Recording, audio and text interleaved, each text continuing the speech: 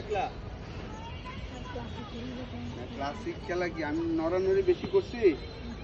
খালি জায়গায় দাঁড়ায় থাকবা, জায়গায় দাঁড়ায় যেদিকে বল ওদিকে মারতে হবে। আমরা কি করি মারার জন্য পুরা বডি ঘুরে ফেলি, এদিক ওদিক এদিক ওদিক। হ্যাঁ, যত তুমি হেড তোমার সোজা থাকবে তত তুমি মারতে পারবে। ক্লিয়ার মাইন্ডটারে অফসাইডের বল অফসাইডে, গায়ের বল গায়ে। আমরা অফসাইডের বলও লেগ সাইডে মারতে যেয়ে আমাদের ব্যালেন্স নষ্ট করে ফেলি। আর এই যে ওরা বল করে এত জোরে মারতে হয় না, জোরে বল খালি টাইম করতে হয়। এই যে ও বল করে স্পিন বল মারতে হয় না, আসবে টাইম, খালি টাইম, ব্যাটের মাঝখানে লাগাবা। ঠিক আছে, মনে থাকবে?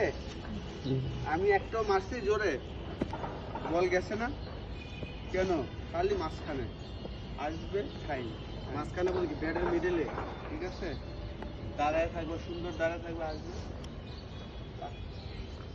আমরা করি মারার জন্য খালি এই যে আগে বডি ওপেন করে ফেলি, সাইড ওয়ে, যত সাইড ডিস্টেন্সটা এই ইদানিং দেখি যে সবাই বলে যে ওপেন হয়ে দাঁড়া মারানো, এটা কি কতটুকু? এক একজনের এক একটা, এক একজনের এক এক রকম, কিন্তু স্টান্স প্রপার হয় ভালো, সাইড ওয়ে থাকলে। ঠিক আছে, শোল্ডার যত ডাউন থাকবে, যত শোল্ডার ডাউন রাখবো তত ভালো। শোল্ডার যদি এই থাকে তাহলে সামনে যেতে পারবে, এই থাকলে সামনে যেতে পারবে। শোল্ডার ডাউন হলে মাথা যাবে, আর মাথা গেলে পা যাবে। বুঝছো সবাই? জাস্ট টাইম, যেদিকে বল ওদিকে। আমি এদিকে বল এদিকে মারছি, মারতে পারতাম না, দরকার কি? আমার ফিল্ডার কই কই খালি থাকে ওই জায়গায়, যেই জায়গায় ফিল্ডার নেই ওই জায়গায় মারবে।